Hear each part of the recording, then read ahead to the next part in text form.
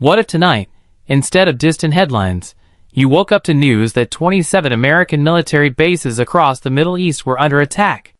What if explosions were reported near one of the busiest airports in the world, and global oil markets began reacting within minutes? That's the reality unfolding right now.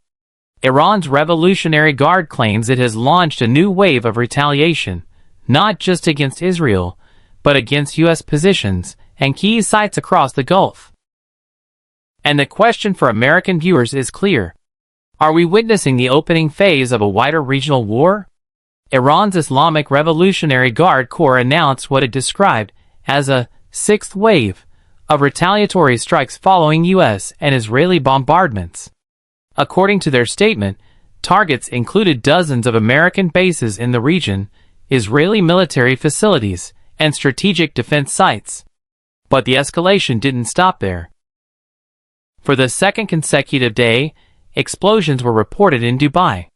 UAE authorities confirmed that drones and missiles were intercepted, though falling debris caused injuries and localized damage. Dubai International Airport sustained minor structural impact, and emergency crews responded quickly to fires triggered by aerial interceptions. Residents described windows shaking, smoke rising over parts of the skyline, and emergency sirens cutting through the night. Reports indicate that Iran launched over 100 ballistic missiles along with more than 200 drones in coordinated waves. Most were intercepted, but several caused collateral damage. Explosions were also reported in Abu Dhabi, Doha, and Riyadh. Bahrain activated emergency alerts near the U.S. Navy's Fifth Fleet headquarters. This marks a significant expansion of the conflict, moving beyond Israel and Iran and directly affecting nations that host American forces. And this is where the situation becomes especially dangerous. Iran's leadership has made clear it does not intend to back down. From Tehran's perspective, these actions are retaliation. From Washington's perspective, they are aggression. But militarily, Iran has prepared for years for precisely this kind of confrontation. Missile systems are mobile. Launchers can be relocated quickly. Defensive infrastructure has been hardened. Even after previous air campaigns targeting military capabilities and nuclear infrastructure, Iran still appears capable of sustained strikes. That creates a strategic dilemma for the United States. If the objective of continued air operations is deterrence or even regime change, history suggests external bombardment often strengthens hardline elements rather than weakens them. At the same time, ongoing military pressure makes internal protests inside Iran far more difficult. Civilian populations under threat tend to prioritize survival over political mobilization. So the risk becomes clear. Escalation increases.